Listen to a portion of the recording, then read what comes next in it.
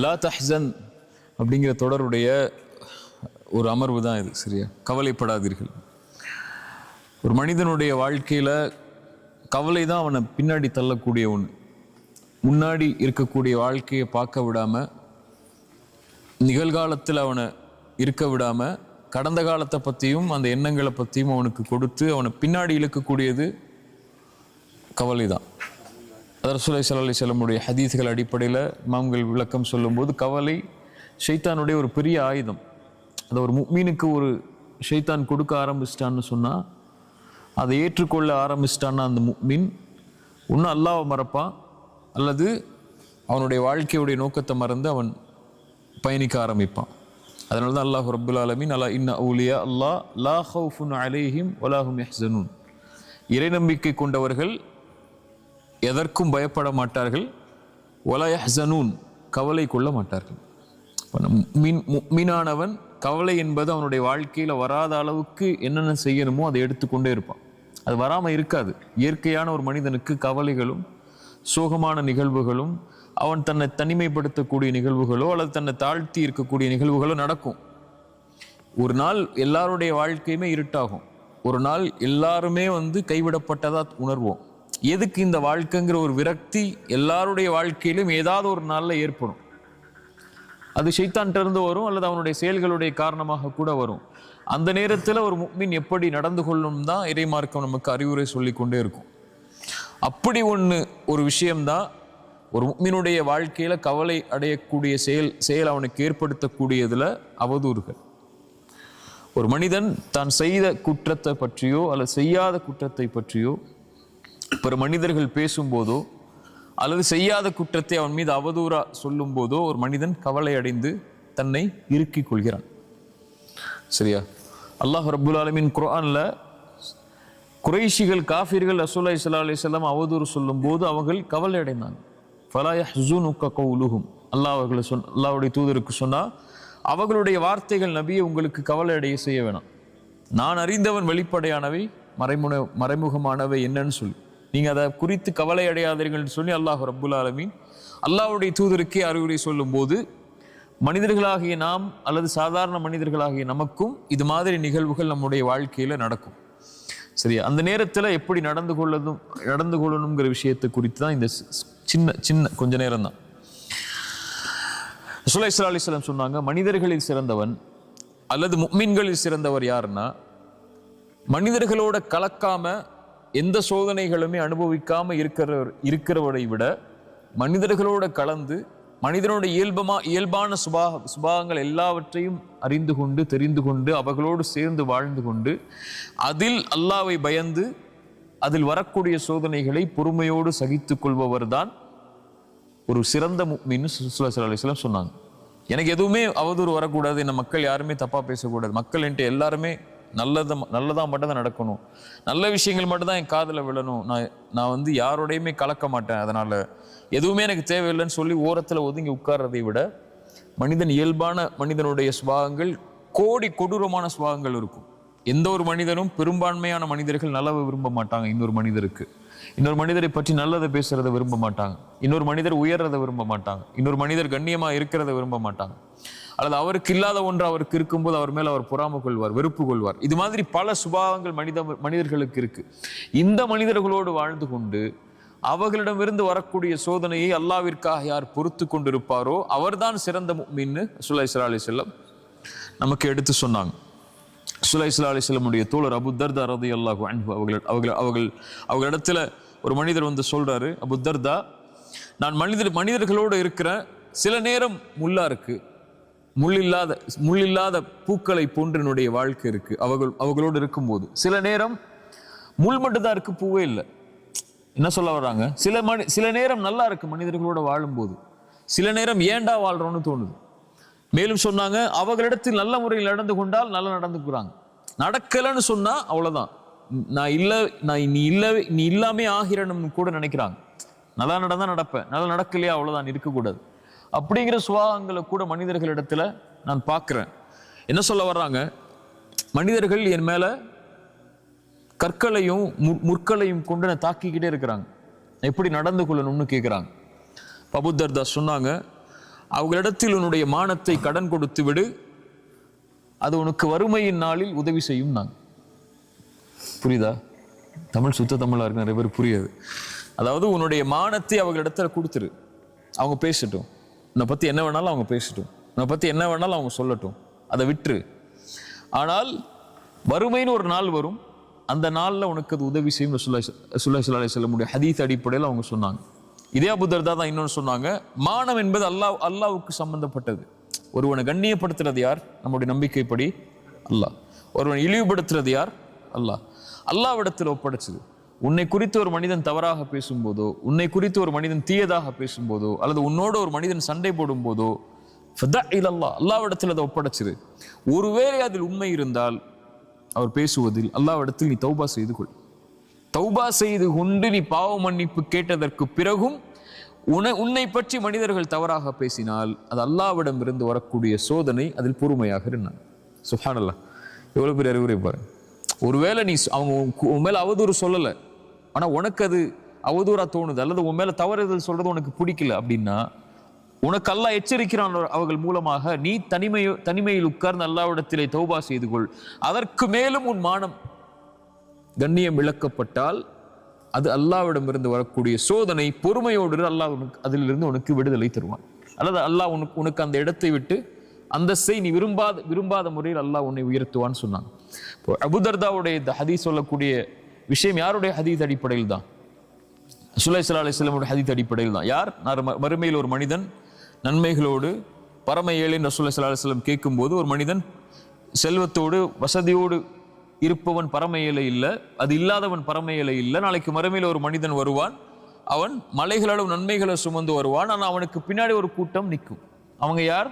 அவனை பற்றி புறம் பேசியிருப்பான், அவனுடைய மானத்தை பற்றி பேசியிருப்பான், அவன் மீது அவதூறு சொல்லியிருப்பான், அவனை பற்றி பின்னால் அவனுடைய மானத்தை பங்கப்படுத்தி இருப்பான், அவனுடைய கண்ணியத்திற்கு பங்கம் விளைத்திருப்பான். அதனால் அவனுடைய நன்மைகள் அவருக்கு பங்கு வைக்கப்படும். பங்கு வைக்கப்பட்டு அவனிடத்தில் நன்மைகள் எதுவும் இல்லாத போது என்ன செய்யப்படும்? அவர்களுடைய பாவங்கள் அவன் மீது சுமத்தப்பட்டு நரகத்தில் அவன் தூக்கி வீசப்படுவான். நன்மைகளோடு வந்த அந்த மனிதன் நரகத்தில் தூக்கி வருபவன் தான் பரம ஏழை. அப்போ ஏழ்மை என்ற ஒரு நாள் வரும், நன்மைகள் தேவையான ஒரு நாள் வரும். அந்த நாளில் அவர்கள் உன்னை பற்றி உலகத்திலே பேசிய அந்த காரியங்கள், நீ மானத்தை அவர்களுக்கு கொடுத்துட்டல்ல கடனா, அவங்க பேசட்டும், அது உனக்கு அந்த நாளில் அது உதவி செய்யும்னு சொன்னாங்க. அதனாலதான் பிறரை பற்றி பேசும்போது நம்மளுடைய நாவுகளுக்கு அல்லாஹ்வுடைய அச்சத்தை கொடுக்கணும். சஹாபாக்கள் ஒருவர் சொன்னார், அவருடைய சஹாபியோடைய பேர் தெரியல, நீ யாரை பற்றியாவது பேச வேண்டும் என்றால் முதலாவது உன் தாய் தந்தையை பற்றி பேசு பிறரிடத்தில். ஏனென்றால் உன் நன்மை ஒருவருக்கு கொடுக்கப்படுவதற்கு தகுதி உள்ளதாக இருந்தால் அது ஒரு தாய் தந்தை தான். நீ ஒருத்தரை பத்தி பேசும்போது உன் நன்மையை கொடுக்குற, நீ செஞ்ச நன்மைகளை கொடுக்குற, நீ செஞ்ச துவாக்களை கொடுக்குற, நீ செஞ்ச தொழுகையை கொடுக்குற, உம்ராவை கொடுக்குற, ஹஜ்ஜை கொடுக்குற, செஞ்ச தான தர்மங்களை கொடுக்குற. அல்லாஹ் நீ பேசினதுக்கு இது அப்படின்னு எடுக்க மாட்டான். அல்லாஹ் மொத்த தொழுகையை தூக்கி கொடுத்துருவான், மொத்த ஹஜ்ஜை தூக்கி கொடுத்துருவான், மொத்த உம்ராவை தூக்கி கொடுத்துருவான். அல்லாஹ்விடத்தில் நன்மைகளுக்கு என்ன மதிப்பு இருக்கு? அல்லாஹ்விடத்தில் அந்த செயலுக்குரிய பாவத்திற்குரிய மதிப்பு தான் இருக்கு. எவ்வளவு நன்மை செஞ்சாலும் அல்லாஹ்வுக்கு என்ன கிடைக்க போகுது? இல்ல எதுவும். அல்லாஹ்வுக்கு தேவை அவனுடைய ஈடு கிடைக்கணும். அந்த ஈடுக்கு பகரமாக எதை வேண்டுமானாலும் அல்லாஹ் கொடுப்பான். அதுவும் மானம் என்பது அல்லாஹ்விடத்தில் பாதுகாக்கப்பட வேண்டிய ஒரு விஷயம்.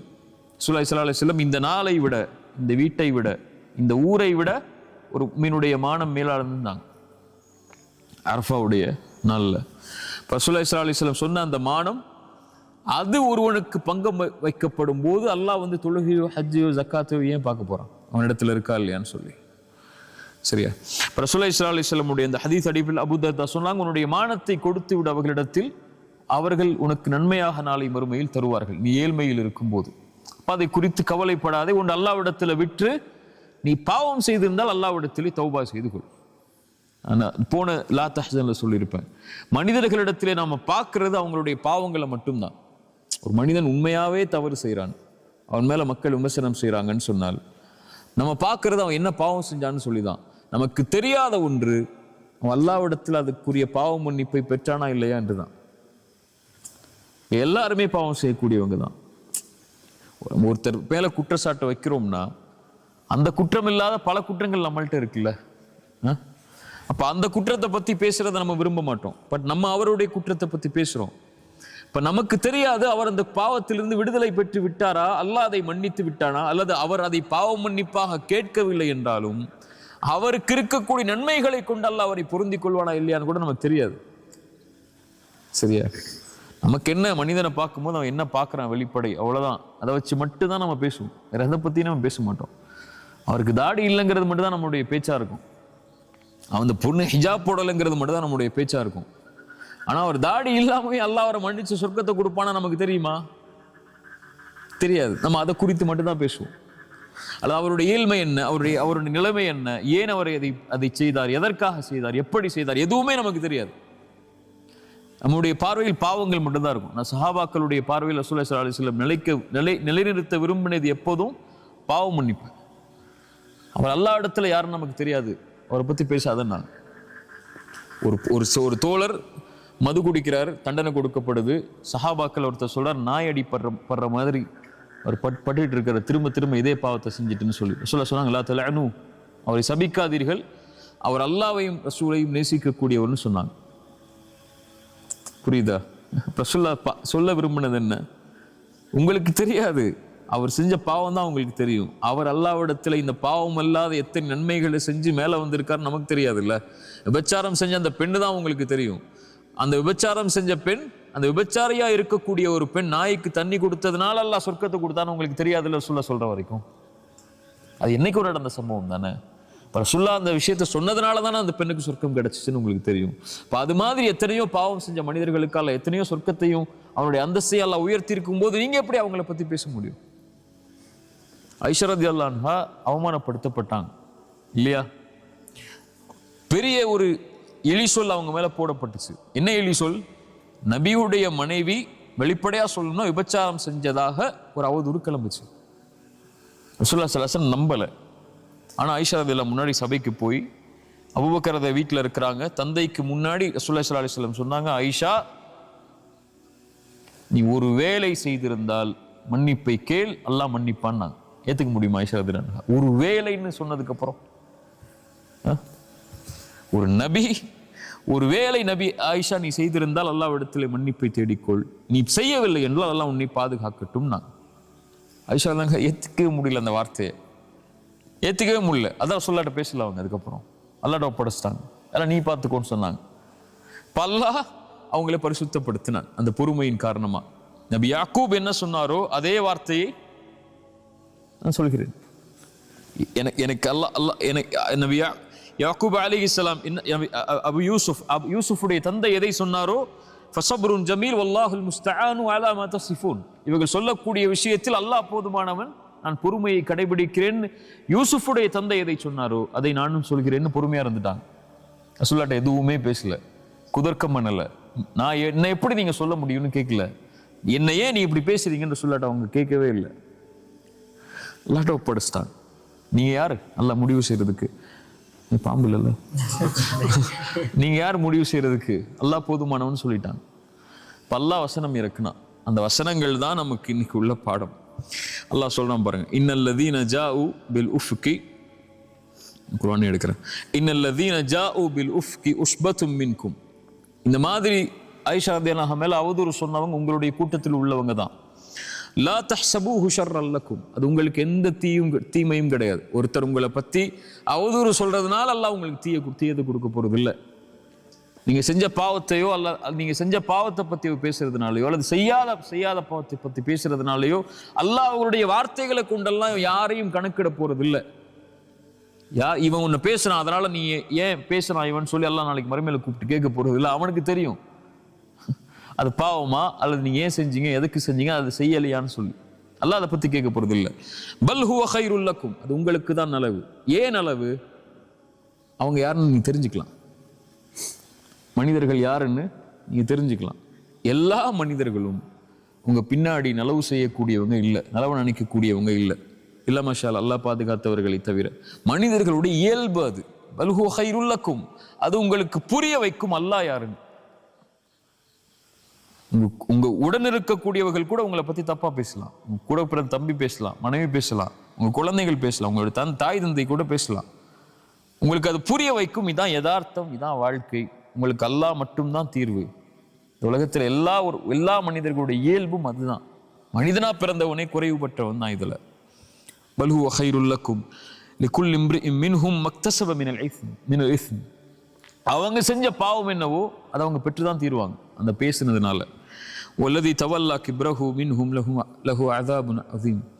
யார் இதில் பெரும்பான்மையாக பங்கு கொண்டாரோ அந்த விஷயத்துல, ஐஷாவோட கூடிய விஷயத்துல, அல்லாஹ் அவர்களுக்கு மகத்தான தண்டனையை கொடுப்பான். லவ்லா இது சமிஅதுமூஹு ظنல் முஃமினூன வல் முஃமினாத்து பிஅன்ஃபுஸிஹிம் கைரன்.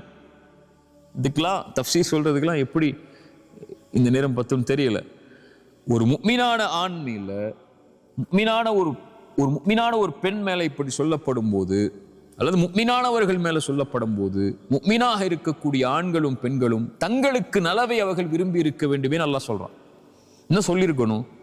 ஆயிஷா ரலியல்லாஹு அன்ஹாக்கு தான் நீங்க நலவை விரும்பி இருக்கணும் அல்லாஹ் சொல்லியிருக்கணும். பிஅன்ஃபுஸிஹிம் கைரன், தங்களுக்கு அவர்கள் நலவை விரும்பி இருக்க வேண்டுமே என்று அல்லாஹ் ஏன் சொல்றான்? ஒரு முஃமின் தன்னை பற்றி பிறர் பேசுவதை விரும்பாத போது அதே தான் அவன் பிறருக்கும் விரும்புவான். புரியுதா? அதை நீங்க செஞ்சிருக்கணும்ல. என்ன செஞ்சிருக்கணும்? அல்லாஹ் அடுத்தடுத்த வசனங்களை சொல்றான். வலவுலா இது சமிஅதுமூஹு குல்தும் மா யகூனு லனா அன் நதகல்லம பிஹாதா. இதை குறித்து பேசுவதற்கு நமக்கு என்ன இருக்கு? நீங்க விலகி இருக்கணுமா இல்லையா? அவர் செஞ்ச பாவம் அல்லாஹ் இடத்துல, அல்லாஹ் அவரை பரிசுத்தப்படுத்தும் ரசூலுல்லாஹ் சொன்னதுக்கு அப்புறம் நம்ம எப்படி இதுல கலந்து கொள்ள முடியும்? நீங்க விலகி இருக்கணுமா இல்லையா? இஸ்தலக்கௌனஹு பிஅல்சினதிக்கும் வதகூலூன பிஅஃவாஹிக்கும் அஃப்வாஹிக்கும் மா லைஸ லக்கும் பிஹி இல்முன் வதஹ்சபூனஹு ஹய்யினன் வஹுவ இன்தல்லாஹி அஸீம். நாவுகள் வெளிதா உங்களுக்கு அதை பேசுது. ஒருத்தரை பத்தி பேசும்போது உங்களுடைய வாய்கள் வெளிப்படையாத சொல்ல ஆரம்பிக்குது. அதுக்குரிய எந்த அறிவும் இல்லாம, எந்த ஞானமும் இல்லாம, தஹ்சபூனஹு ஹய்யினன், ரொம்ப லேசா எடுத்துக்கிட்டீங்களா ஒருவரை பத்தி பேசுறத? வஹுவ இன்தல்லாஹி அஸீம், அல்லாஹ்விடத்தில் அது மகத்தானது. நான் எப்போ சொல்றதா, ஒருவர் செய்த பாவம் மன்னிப்புடைய அங்கீகாரம் அல்லாஹ்விடத்தில் கிடைச்சதுக்கு அப்புறம் அந்த பாவத்துக்காக அவர் யாராகுவார்? அல்லாஹ்விடத்தில் அங்கீகரிக்கப்பட்ட நேசராகுவார். பாவத்திலிருந்து விலகி அல்லாஹ்விடத்தில் தானே ஒப்படைச்சவர் யாராகுவார்? அவருடைய பாவம் மன்னிப்பு அவருக்கு கிடைக்குதா இல்லைன்னு நமக்கு தெரியாது. ஆனா அவர் அதுல இருந்து விலகிறதுடைய காட்சிகள் நமக்கு தெரியும். அப்படி இருந்த பிறகும் நீங்கள் அவர்களை பற்றி பேசினால், மன் ஆதாலி வலியன் ஃபகத் ஆதன்துஹு பில் ஹர்ப், அல்லாஹ்வுடைய நேசருக்கு நோவினை செய்பவர் யாரோடு போர் செய்வார்? அல்லாஹ்வோடு. வதஹ்சபூனஹு ஹய்யினன், இறைநம்பிக்கை கொண்டு ஒரு முஃமினை பற்றி நீங்க பேசுறத சாதாரணமா எண்ணிக்கிட்டீங்களா? இல்ல. வஹுவ இன்தல்லாஹி அஸீம், அல்லாஹ்விடத்தில் அது மகத்தான காரியம். யஇதுகுமுல்லாஹ் அன் தஊது லிமிஸ்லிஹி அபதன் இன் குன்தும் முஃமினீன். அல்லாஹ் உங்களுக்கு எச்சரிக்கை செய்கிறான், நீங்கள் உண்மையாகவே முஃமின்களாக இருந்தால் இது போன்ற விஷயத்தில் ஒருபோதும் நெருங்காதீர்கள். ஒருபோதும், அபதன், ஒருபோதும் போயிடாதீங்கிறான். இதோ இட்டு அடுத்து பார்த்துக்கோங்கன்னு சொல்லு. அபதன், ஒருபோதும் இந்த காரியத்தில் ஈடுபடாதீங்க. எப்படி நீங்கள் உங்களுக்கு நலவை விரும்புவீர்களோ அது போல முஃமின்களுக்கும் நலவை விரும்புங்க. நீங்க ஒரு பாவம் செய்றீங்க, வேற ஏதோ ஒரு பாவம் செய்றீங்க, அந்த பாவம் யாருடைய பார்வையிலும் படாத போது அதை உங்களுடைய மானம் காக்கப்பட வேண்டும் நீங்க விரும்புனீங்கன்னா, இன்னொருவருடைய மானத்தையும் அப்படி விரும்புங்க. நீங்க செஞ்ச பாவத்தை விட அது கொடிய பாவமா, சின்ன பாவமா, பெரிய பாவமா நீங்க முடிவு செய்ய முடியாது. இந்த பாவம் அல்லாஹ்வுக்கு செய்யப்படுறது. அல்லாஹ் ரப்புல் ஆலமீன் இதைத்தான் நமக்கு குர்ஆன்ல அறிவுரையா நமக்கு கொண்டு வரான். சரியா? அதனால இத மாதிரி காரியங்களை ஒரு முஃமின் கேட்கும்போது அவன் செய்யாத குற்றத்தை பற்றியோ அல்லது அவன் பாவ மன்னிப்பு கேட்ட ஒரு குற்றத்தை பற்றியோ மனிதர்களுடைய உள்ளத்தை நோவினை செய்யும் போது, உடைக்கும் போது அல்லாஹ்வுடைய வார்த்தை தான் அவனை சாந்திப்படுத்தும். அல்லாஹ் ரப்புல் ஆலமீன் நபிக்கு சொன்னதான், வலகத் நஅலமு அன்னக யதீகு ஸத்ருக பிமா யகூலூன் ஃபஸப்பிஹ் பிஹம்தி ரப்பிக் வகும் மினஸ் சாஜிதீன். நபியே, இவங்களுடைய வார்த்தையால் உங்களுடைய உள்ளம் நெருக்கமாவதை நான் அறிகிறேன். அல்லாஹ்விடத்துல சுஜூதுல விழுந்துருங்க, அல்லாஹ்வை புகழ்ந்துருங்க. வஅ்புத் ரப்பக ஹத்தா யஅதியகல் யகீன், அல்லாஹ்வை தொடர்ச்சியா வணங்கிட்டே இருங்க மரணம் வரைக்கும். ஒரு தவறு செய்கிறீங்க, தவறுலேருந்து திருந்துட்டீங்க, மக்கள் அதை பற்றி பேசுகிறாங்க, அதோட உங்கள் வாழ்க்கை முடிய போகிறது இல்லை. அந்த தவறோட வஅ்புத் ரப்பக ஹத்தா யஅ்தியக்கல் யகீன், அடுத்த மூச்சு இருக்குன்னா அதுலேருந்து விலகி நீங்கள் போகிறதுக்கு உங்களை அவகாசம் அல்லாஹ் கொடுத்துருக்கான். மனிதர்கள் கொடுக்குறாங்களோ இல்லையோ, இவங்க இன்னைக்கு உங்களோட இருப்பாங்க, நாளைக்கு உங்களோட இருக்க போகிறது இல்லை. இந்த மனிதர்கள் நீங்கள் மௌத்தாகிற வரைக்கும் தான் உங்களுக்கு நீ மௌத்தாகிட்டீங்கன்னா ஒரு 3 நாளில் மறந்துட்டு அவன் வேலையை பார்க்க ஆரம்பிச்சிருவான். சரியா? உங்கள் மனைவி எல்லாம், உங்களுடைய குழந்தை எல்லாம், உங்களுடைய பெற்றோர் எல்லாம் யாராக இருந்தாலும் ஒரு 10 நாள் உங்களை ஞாபகப்படுத்துவாங்களா, அல்லது என்னைக்காவது உங்கள் பிறந்த நாள் வரும்போதோ, உங்கள் ட்ரெஸ்ஸை பார்க்கும்போதோ, அல்லது உங்களுடைய இதை பார்க்கும்போது ஞாபகம் வரும். ஒரு 30 வருஷம் போயிடுச்சுன்னா அவ்வளோதான். நான் சொல்கிற மாதிரி தான். ஒரு 100 வருஷம் போயிடுச்சுன்னா நீங்கள் வாழ்ந்த அடையாளமே இருக்காது. 200 வருஷம் போயிடுச்சுன்னா நீங்கள் யாருன்னே இந்த உலகத்துக்கு தெரியாது. போன 100 வருஷத்துக்கு முன்னாடி எத்தனை பேர் பாவம் செஞ்சாங்க நமக்கு தெரியுமா? யார் யார் பாவம் செஞ்சா? நம்ம குடும்பத்தில் எத்தனை பேர் பாவம் செஞ்சிருப்பாங்க ஏதாவது தெரியுமா? நமக்கு நம்மளோட முன்னோர்கள் எவ்வளோ பாவம் செஞ்சிருப்பாங்க தெரியுமா? யார் அதை பற்றி எதுவுமே தெரியாது. 100 வருஷத்துக்கு அப்புறம் நம்மளை பற்றி பேசவே மாட்டாங்க. இங்கே 5 நிமிஷத்துக்கு அப்புறமே நம்மளை பற்றி பேச மாட்டாங்க. அவ்வளோ பிரச்சனை இருக்கு ஒவ்வொருத்தருக்கும். அதனால் நீங்கள் மற்றவர்கள் பேசுவதை குறித்து உங்களுடைய உள்ளத்தை நெருக்காதீங்க.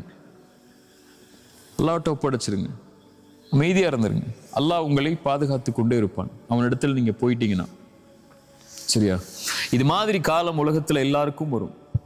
அந்த இருள் வாழ்க்கையில் என்னைக்காவது ஒரு நாள் சூழும். இந்த உலகம் நமக்கு புரிய ஆரம்பிக்கும், மனிதர்கள் புரிய ஆரம்பிப்பாங்க, மனிதர்களுடைய நடவடிக்கைகள் புரிய ஆரம்பிக்கும், மனிதர்களுடைய உண்மை முகங்கள் புரிய ஆரம்பிக்கும். மனிதன் பின்னாடி எப்படி நடந்துப்பான், முன்னாடி எப்படி நடந்துப்பான், அவனுடைய வார்த்தைகள் எப்படி இருக்கும், முன்னாடி பின்னாடி எப்படி இருக்கும், உங்களுக்கு நலவு விரும்புவானா இல்லையா, உங்க கண்ணியத்தை மனிதர்கள் பாதுகாப்பார்களா இல்லையா, இப்படி எல்லாமே உங்களுக்கு ஒரு நாள் புரிய வரும். இப்போ எல்லாமே கைவிடப்பட்டுட்டோங்கிற நிலைமைக்கு நீங்க யோசிக்க ஆரம்பிப்பீங்க. இப்படித்தான் இந்த வாழ்க்கை இருக்குமா, எதுக்கு இந்த வாழ்க்கை, எதுக்கு இந்த மனிதர்களுக்காக, இந்த மனிதர்களோட நான் வாழணுங்கிற ஒரு எண்ணம் கூட உங்களுக்கு ஏற்படும். அப்போ இந்த குர்ஆனுடைய வசனம் உங்களுடைய உள்ளங்கள்ல வரணும். வஹுவ மஅக்கும் ஐனமா குன்தும். எங்க நீங்க இருந்தாலும், எந்த சூழ்நிலையில இருந்தாலும், எந்த மனிதர்கள் உங்களை கைவிட்டாலும், இந்த உலகமே உங்களை அங்கீகரிக்கவில்லை என்றாலும், அல்லாஹ் உங்களோடு தான், உங்களுடைய நிலைக்காகத்தான் அல்லாஹ் உங்களோட இருப்பான். வஹுவ மஅக்கும் ஐனமா குன்தும். எங்க இருந்தாலும், எந்த சூழ்நிலையில் இருந்தாலும் அல்லாஹ் வந்துரு யா அல்லான்னு கேட்டா போதும். யா அல்லாஹ் நான் இயலாதவன், என்னிடத்துல வந்துரு, உன்னிடத்துல வர ஆசைப்படுறேன் அப்படின்னு நீங்க சொல்லிட்டா போதும். என்னை தனிமையில் நினைவு கூர்ந்தால் அவர்களை நானும் தனிமையில் நினைவு கூறுகிறேன். அவ்வளவுதான். ரப்பே நான் உன்னை அழைக்கிறையா அல்லாஹ், உன்னிடத்துல வர்றையா அல்லான்னு சொல்லிட்டா போதும். நீங்க சொல்ல வேணாம், மனசில் நினைச்சா போதும், அல்லாஹ் உங்களை நினைவு கூர்ந்து விடுவான். அவ்வளவுதான். நீங்கள் ஒரு கூட்டத்தில் நினைவு கூர்ந்தால், நீங்கள் உங்களை விட கண்ணியமான ஒரு கூட்டத்தில் அல்லாஹ் உங்களை நினைவு கூறுவான். நீங்கள் நடந்து வந்தால் அல்லாஹ் விரைவாக உங்களை நோக்கி வருவான். அவ்வளவுதான். அல்லாஹ் நம்மளை அங்கீகரிச்சா போதும். இந்த உலகத்துல யாருடைய அங்கீகாரமும் நிரந்தரம் அல்ல. இன்னைக்கு புகழக்கூடிய மனிதர்கள் நாளைக்கு இகழ்வாங்க, இன்னைக்கு இகழக்கூடிய மனிதர்கள் நாளைக்கு புகழ்வாங்க. இன்னைக்கு கெட்டவன் சொல்ற மனிதன் நாளைக்கு நல்லவன் சொல்லுவான், நாளைக்கு நல்லவன் சொல்லக்கூடிய மனிதன் அடுத்த நாள் கெட்டவன் சொல்லுவான். இதுக்கு பின்னாடியே நீங்க போய்கிட்டே இருந்தீங்கன்னா கடைசி வரைக்கும் வாழ்க்கை இவங்க பின்னாடி தான் இருக்கும். என்ன அல்லாஹ் அங்கீகரிச்சா போதும், அவனுடைய அங்கீகாரம் எனக்கு இருந்தால் போதும்னு என்னைக்கு நீங்க முடிவெடுக்கிறீங்களோ அன்னைக்கு தான் வாழவே ஆரம்பிப்பீங்க. அது வரைக்கும் மனிதர்களுக்காகத்தான் வாழ முடியும். அங்கீகாரம் அல்லாட்ட தான், அவன்கிட்ட தான் என்னுடைய வாழ்க்கைன்னு முடிவெடுத்து இதெல்லாம் தூக்கி எறிஞ்சிட்டு, ரப்பே நீ அங்கீகரிச்சுக்கோ, நான் தப்பு செஞ்சா உங்ககிட்ட வர்றேன், நீ மன்னிச்சிரு. அல்லது மனிதர்களுக்கு நான் தப்பு செஞ்சா நான் அவன்கிட்ட போய் மன்னிப்பு கேட்கிறேன், மன்னிச்சிடுறான்னு சொல்றேன். அவ்வளவுதான் முடியும் என்னால. அவன் கல்பை தெரிஞ்சு என்னை மன்னிக்க வைக்க முடியாது. எல்லாம் நான் கேட்டேன், எல்லாம் மன்னிப்பு, மனம் திருந்தி அவரிடத்துல மன்னிப்பு கேட்டேன், அவருக்கு நான் அநீதம் செய்திருந்தால், அல்லது நான் உங்ககிட்ட செஞ்சிருந்தால் நான் உன்கிட்ட மன்னிப்பு கேட்கிறேன். என்னை ஏற்றுக்கொள் எல்லாம் தான் சொல்றேன், நீங்க சொன்னா போதும். அல்லாஹ்வுடைய அங்கீகாரத்தை மட்டும் விரும்பி வாழ்க்கையில பயணித்தாலே லா தஹ்சன். இதுக்குரிய கவலைகள் எதற்கும் நமக்கு தேவையில்லை. ஜஸாக்குமுல்லாஹ் கைர், பாரக்கல்லாஹு ஃபீக்கும்.